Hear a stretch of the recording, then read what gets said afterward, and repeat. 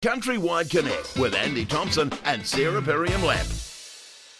Well, last night in Wellington, Kylie Dorr was named the supreme winner of the 2026 New Zealand Rural Business Awards, and after she also won the Emerging Enterprise category.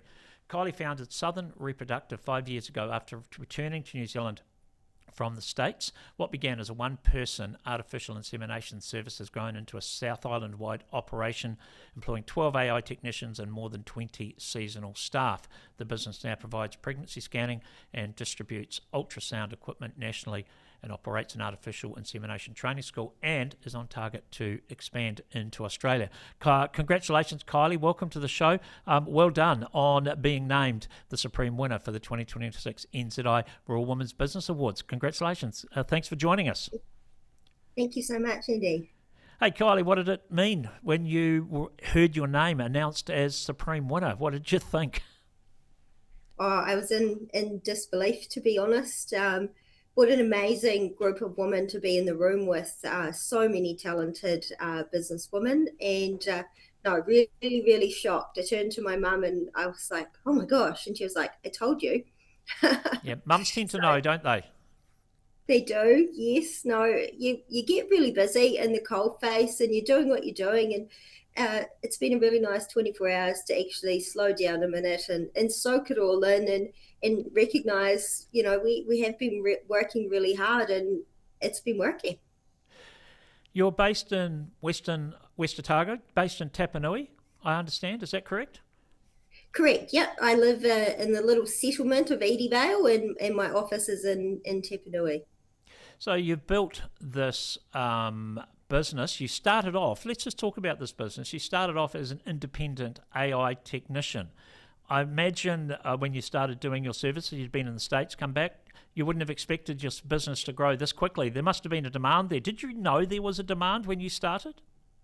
Yes, I saw a really clear demand, not just for independent service, but for the service to be done better. So I was farming in the States for 8 years. I worked for a group of New Zealand dairy investors running a really large dairy operation over there, as well as working for LIC and a Hereford stud. So that's where sort of my love for reproduction started.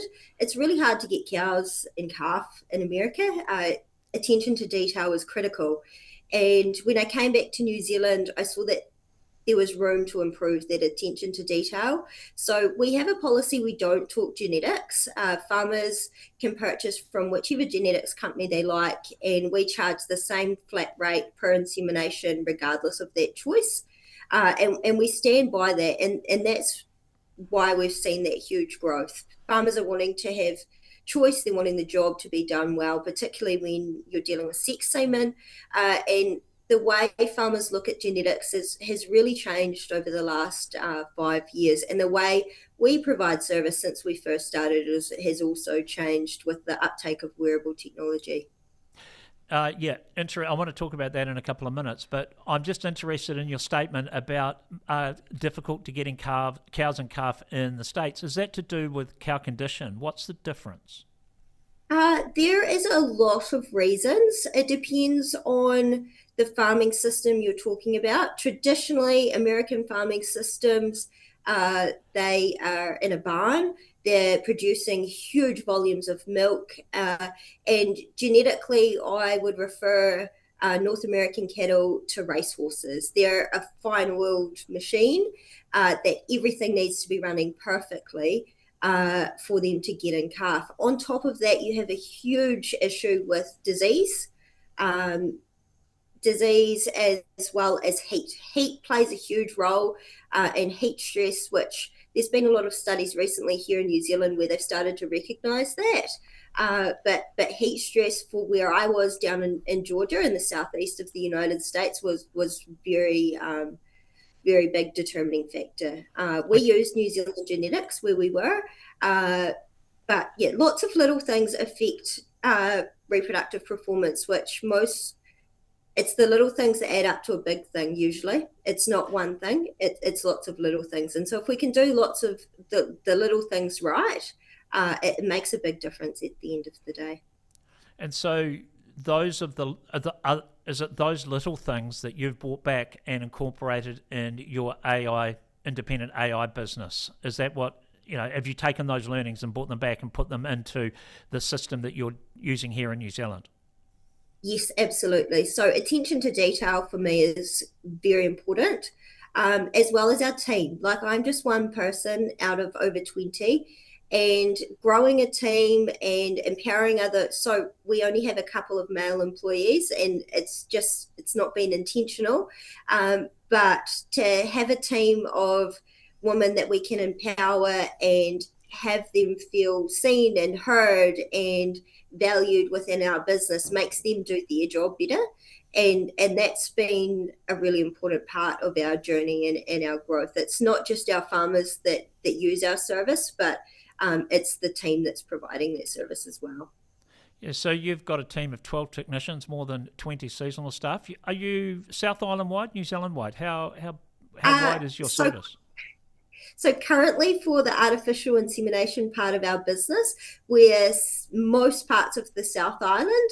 The plan is to be nationwide and continue that growth. With the ultrasound side of our business, we are the distributor for the whole of New Zealand for all of the sheep scanning and cattle scanning equipment your vet or scanner uses. And we've just set up a new business and taken on distribution for the whole of Australia as well. So had you planned on that expansion to your business, or was it just a natural progression?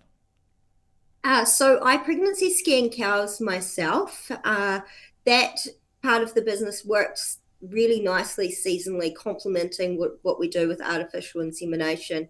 And it was just by chance with the relationships that I've built within the industry that someone recommended me for the role as far as taking on distribution for ultrasound equipment. The previous distributor had the contract for more than 20 years in both Australia and New Zealand. And they chose another company in Australia, which we weren't capable of taking that on anyways 18 months ago. But we've been doing a really good job here in New Zealand.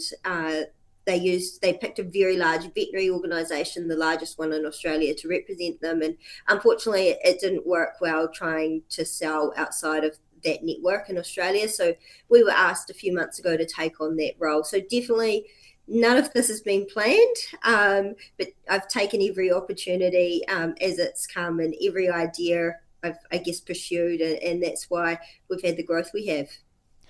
Kylie, earlier this week I was talking to David Chin, the CEO of LIC, and we were discussing, I stopped dairy farming 10 odd years ago, and we were discussing the changes in mating plans and how sophisticated they become now for your farmers. You mentioned sex semen. We've talked about short gestation, the dairy beef. All of these changes are coming through. Do you work with farmers with mating plans and support them in that? I know you don't talk genetics. You've said that very clearly. So you'll work with any company. You do not discuss genetics. I think that's a pretty wise move because you want to be able to work with everyone. But do you work with farmers and support them in their mating plans?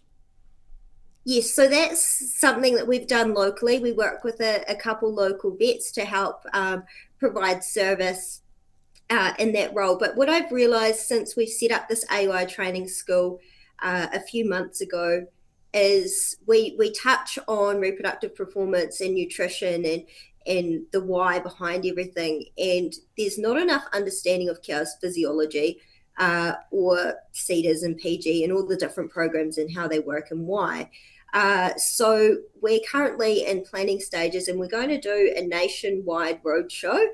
So it'll be an advanced reproductive day regionally for everyone that wants to come along, talking in depth, but in a way everyone can understand, and it can be applied practically on farm, so they can have more knowledge and implement that knowledge. There's definitely big plans to add a lot more in-depth reproductive follow-up service available direct to farmers without that genetic bias in any kind of way. So I've worked really hard to develop strong relationships with all the genetics companies. I don't unfortunately have that same relationship with LIC, but I met with their head geneticist at the New Zealand Vet Conference a couple of weeks ago and definitely put the olive branch out, and would love to be able to say that we work with them in the same capacity. Yeah, I can kind of see why that might be, take some time and some to work through that one. But hey, farmers get the choice, right? They can buy their semen and then they can choose who inseminates it. So absolutely, that's a good way to go. Hey, well look, the other thing I'm interested in is you race dirt bikes. You've represented New Zealand. Do you still get to do this? I mean, that's fantastic. Yeah, so when I started my business not quite 5 years ago, celebrate a year in business, I bought myself a dirt bike. I rode bikes as a teenager. I did quite a bit of racing, and it was supposed to be a hobby to ride bikes with my two boys, and it got to be a bit more than a hobby very quickly. Within 12 months, I'd won a national championship and was asked to represent New Zealand at a world championship. So I was part of New Zealand's first women's team in 2024 to compete at the International 6-day Enduro. So that was in Spain, 6 days of racing, 240 kilometres a day. We were told to prepare for hot, dusty weather, and it rained the whole entire time.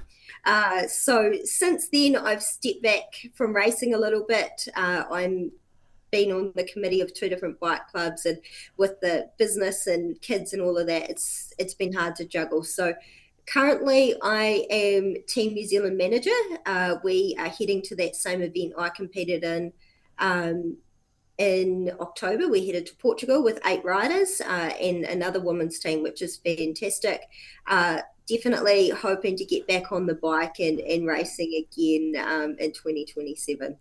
Oh, that's awesome. Did you hear yesterday that they've announced motocross, indoor motocross? I think it's the part of the World Champs being held here in Christchurch in the new one, Takaha Stadium. That's going to be pretty awesome as well, I would have thought. Oh, definitely. I'll definitely be attending that one. What we're doing in motorcycle racing internationally at the moment is absolutely fantastic. Courtney Duncan's back on the podium after having a few health issues and having to step away. So fantastic to have her representing us. Rachel Archer in Australia, she's 3-time American champion. She's just gone back racing. First race out after having a baby, I think 6 weeks ago, and she won. Absolutely amazing, both women and riders. We've got Levi Townley and Nico Verhoeven who've just competed in the junior world motocross world championship over in Europe as well. So awesome things on the dirt bike side. Absolutely. All right. Hey, Kylie, we're out of time. I could talk to you for ages, but thank you so much and congratulations. Well done on taking out the Supreme Prize at the 2026 NZI Rural Women's Business Awards last night. I know it's a pretty cool trip and well done. Great to chat. Thank you very much, Andy. All right, Kylie Dorr there, yes, founder and owner of Southern Reproductive, taking on the world actually, done New Zealand, now we're going to go and take on Australia, the supreme winner of the 2026 NZI Rural Women's Business Award at the Rural Women's event in Wellington last night. Sarah's up at that actually, she's at an event right now, I think it's the 100th anniversary celebration. We were going to get her on the show, but I don't think we're going to manage that. She will tell us all about that on Monday. Countrywide Connect with Andy Thompson and Sarah Perriam Lamp.